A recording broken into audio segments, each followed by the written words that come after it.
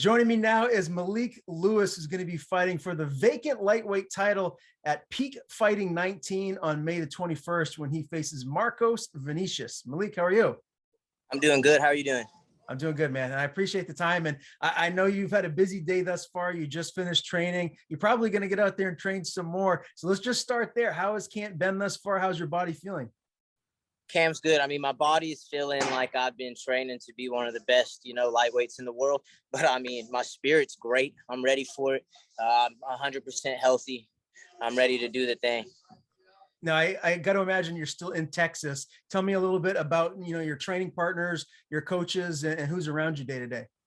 I got our head coach, Eric Sands, Mark De La Rosa, Kendrick Williams. We got my main training partners, Chris Vereen. We've got Colton Loud, Ponchito. Palms. We got a whole lot of people. Our mats are always, getting wrestling going on and things like that. This man over here, let me see how I can do. That man right there laying down on his phone. He's like the number 5 Greco-Roman in his weight class. He's training for the Olympics right now, actually. So we always have really high-level bodies, high-level coaches in here prepping, training us all. That's fantastic, man. And you're looking rather lean. You're looking good for this weight cut. What is that like for you? How big do you get? What's the cut to 55 like? I can never tell my secrets. Nice try. But I walk around at a decent size. I don't have a very hard weight cut. I cut my sodiums out, and it's pretty easy. I always go in there feeling like I've got cardio for days. Now, I know you fought at 170 before. Is 55 just where you're zeroed in at moving forward, or would you consider fighting at another weight class once you take that next step here in your career? Honestly, we're going to have to do, there's like tests and all sorts of fancy technology that can tell you what your body can and cannot do safely. And where I'm at, we might see a change in weight classes going down in the future.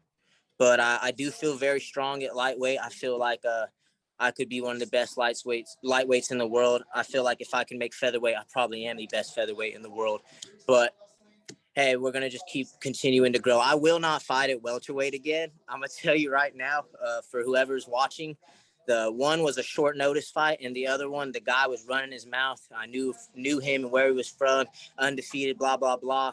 He had to get beat up. So I won't be going up any more weight classes. I'm not a welterweight. Okay, good enough. All right. Well, we're excited to see this title fight at 155 around the corner. Now, this is my first time interviewing you, so I got to get a little more of a backstory on you. How did you get into MMA? Because things are going well for you. You were undefeated as an amateur, undefeated as a pro. So give me a little bit more about your backstory.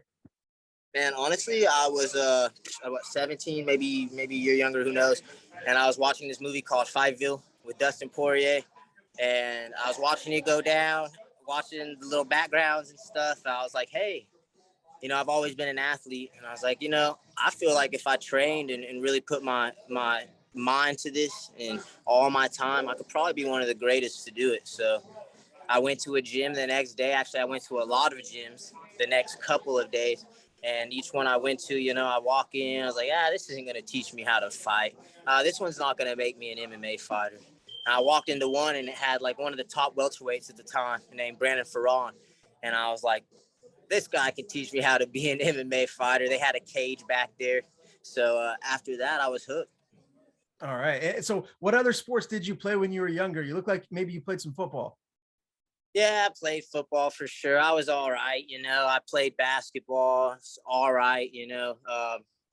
Soccer. I played pretty much everything. I wrestled, I did everything. My dad kept me in every single sport.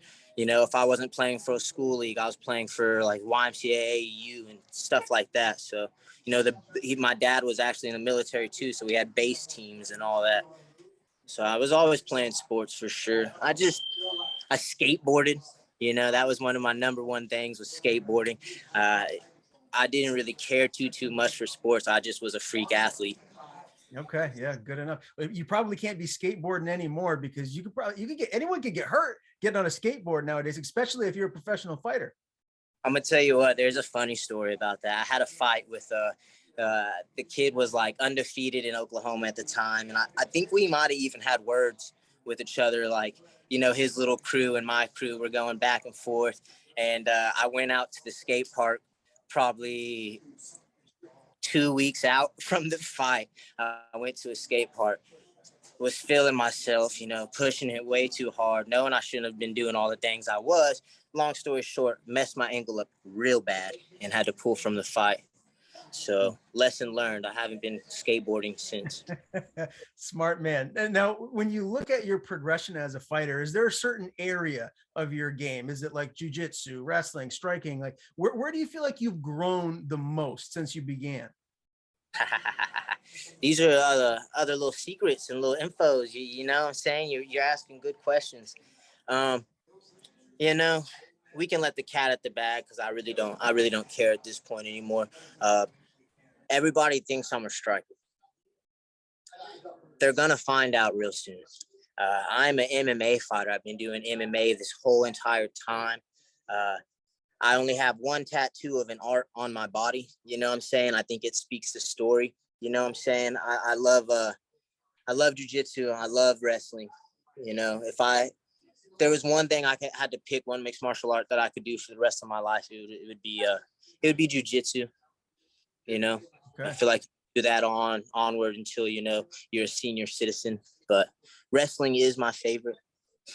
All right. So you are a well-rounded fighter, which is exactly what you need to be taking that next step. And that's what I wanted to ask you next before we dive into this fight with Marcos Vinicius. Where do you feel like you're going to be in the next year or so? Do you feel like you're going to be taking that next jump up to a big promotion like a Bellator or UFC? Like, where are your hopes at for your upcoming near future? You know, to be quite honest with you, I probably could have went and fought for PFL, and I probably could have went and fought for Bellator. I probably could have already got a contract from them if I really pressed it. I'm with an amazing management group. You know, Jason House, shout out to Iridium Sports. I feel like if I wanted to take a dive into you know, a Premier League, I could have done that already. So I'm definitely waiting for the UFC. You know, Dana White called me that I want to fight the best in the world, you know, and I obviously do not care. I'm not one of the guys who's taking the easy path. I want my work to speak for itself. I fought a 4-2 guy from Brazil who changed his camp to American top team in Coconut Creek. I don't know nothing about the guy. He's got a good record. He's huge, built like an ox, a brown belt in jiu-jitsu. And I'm like, yeah, sign the dotted line. Let's go. Made quick work of him, you know. And then now I'm fighting a 15-3 Brazilian who I learned his last name when I saw the poster. I mean, I'm telling you right now, I really don't care who these guys are. I'm in this for the glory. I put a whole lot of work into it. You know what I'm saying? The money, if it comes, it comes. I've been broke my whole life. But I'm telling you what, I train my butt off. And I've trained with some of the best in the world. And I know where I stand. I'm going to tell you right now, people are going to know who Malik Lewis is. Can't wait till the next step in your progression again will be on May the 21st. Real quick, give me a title prediction here because we got the UFC belt on the line this weekend. Who wins, Oliveira or Gaethje? Oliveira, baby, for sure. I think he's one of the best well-rounded fighters in the UFC right now. I love Gaethje too. Huge fan of all the thugs in the fight business, taking the hardest fights and fighting like I wish I could, and I wish I can have fights like that. So I'm rooting for them both, but I think Oliveira does pull this off. He is just cold everywhere. Yeah, he's a stud. All right, Peak Fighting 19. It's going to be in Arkansas. Who's going to be making the trip with you for that fight? Who's going to be in your corner? Well, I've got Eric Sands, I've got Mark De La Rosa, you know, Kendrick, my father. I mean, everybody I know is going to be up there. I think I'm allowed to have like 5 corners or something. It's going to be a great time. And what is that travel like? Are you guys flying? Is it close enough to drive? Yeah, it's like 2.5 hours from here. So about 2.5, maybe 3 hours from here. So it's not a long drive at all.